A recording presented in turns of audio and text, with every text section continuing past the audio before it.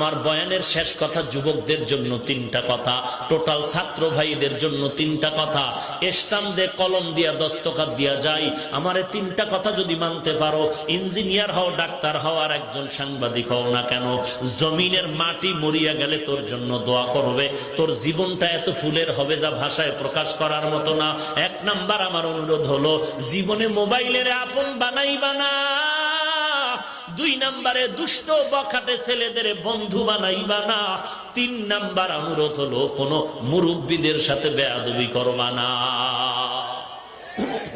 আমার এই তিনটা কথা মানিস রে যুবক। মোবাইলের আপন বানাবি না।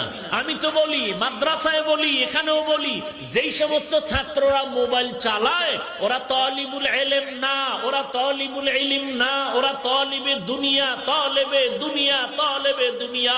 ওস্তাদদেরকে বলবো, এদেরকে নাম কেটে বের করে দেন, এদেরকে নাম কেটে বের করে দেন, কারণ এরা মাদ্রাসার বদনাম ছাড়া কিছু করবে না, বরং ওর কারণে আরো 10টা ছাত্রের চরিত্র নষ্ট হতে চলছে।